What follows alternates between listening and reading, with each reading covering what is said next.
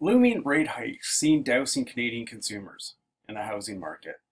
Now, according to a Reuters article, Reuters believes that a looming rate hike by the Bank of Canada will put financial stress on indebted Canadians and potentially exacerbate a slowdown in the nation's long housing boom. Now, this is according to credit experts and real estate analysts. Um, what you might say to yourself is, okay, how bad is the situation, and how much could a rate hike potentially hurt the current housing market? Now, if you look at household debt in Canada, according to the Toronto Star, Canadian household debt hits another record in the fourth quarter. Now, Canadians are currently holding $1.67 in every amount of, for every dollar in disposable income that they earn. And that's at record low interest rates. So they're currently holding over 1.5 times of what they make in debt. So if there's an interest rate hike, say for instance, you have a mortgage at 2.5% that goes to 5%, that's not just a 2.5% increase, that's a 100% increase. Because again, if you're paying 2.5 and it goes to 5, 2.5 times 2 is 5%. So say for instance, you're making a mortgage payment of about $1,800 a month at 2.5% and it goes up to 5%. Now you're going to be making a $3,600 a month payment. Like, it's going to double, right? And this issue is so pressing that, like, again, Moody's is downgrading the Canadian banks. So again, Moody's downgrades Canadian banks beginning at the end of the housing market. Again, it's just speculation at this point, but all the signals are pointing towards this, that it's going to start going down. But it's not just interest rates. I would say interest rates are probably the major catalyst in bringing down the market. But there's also the issue of rising minimum wages, especially in Ontario. Kathleen Wynne has said that she wants it to be $14 an hour by the end of this year, and by the end of next year, $15 an hour.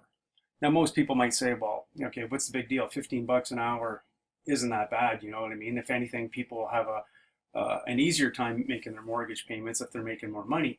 But what the problem is that a lot of small business owners will go out of business. So the people that they may have hired aren't going to have a job at all, and the business owner himself isn't going to have a business to run because he can't afford to run it with a higher minimum wage.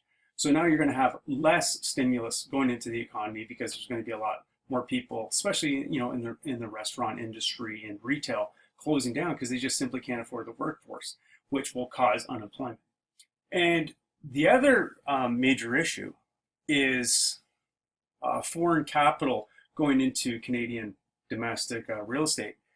And there's a couple of issues that you have to look at. One of them is the government is implementing a 25%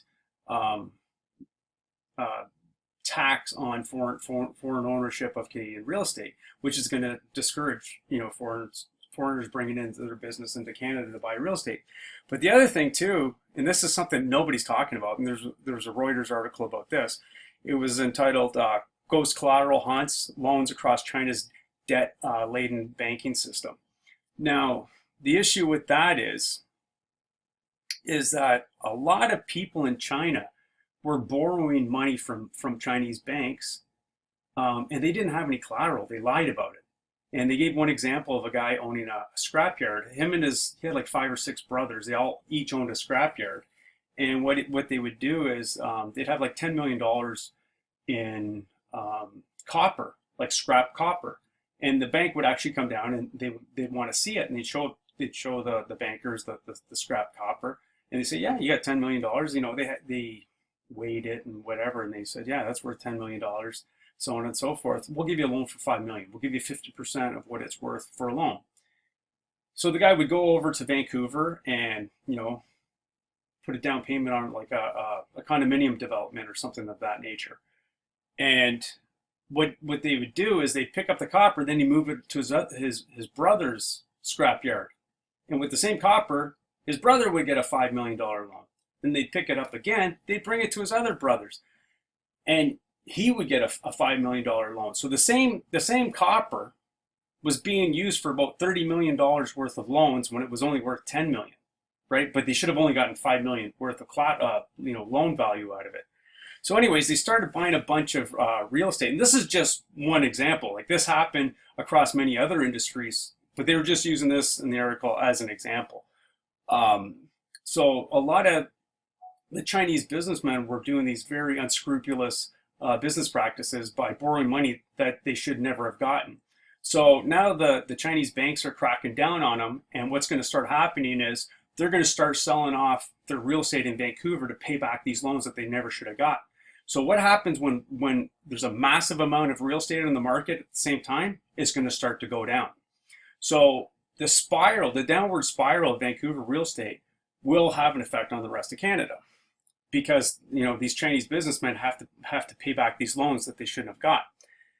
Now, even though this sounds negative, there's a way for you to profit off this, and it's by buying a put when prices plunge. Now, if you're not familiar with a put, it's similar to short selling a stock, and what that means is when a stock price goes down, you'll actually make money off it.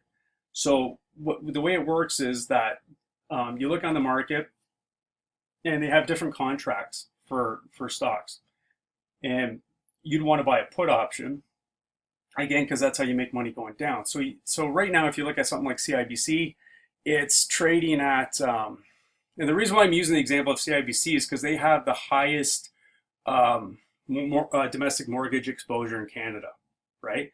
So right now that the stock is selling for $106.53, right?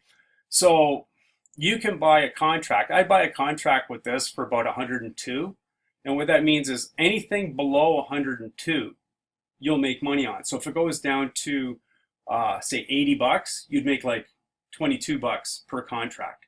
And the way options work is they're in 100 share contracts. So if you buy one contract, you're controlling 100 shares. If you buy 10 contracts, you're controlling 1,000 shares. So let's just say you buy 5,000 contracts, 5,000 shares, which would be 50 contracts, right? So we'll just use this as an example. So if you went out and, let's say, for instance, the stock goes from 100, 102 down to like 38, right? So that would be a $64 profit per share. Now, if you had 5,000 contracts, right, you'd make $320,000 off that.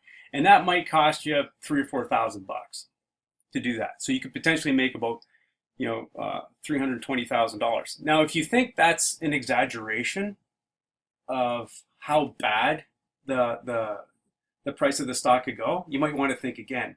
Because in 2008, here's the historical data of CIBC when the American mortgage crisis hit. Now, you have to remember, too, this was the American mortgage crisis. It didn't affect Canada.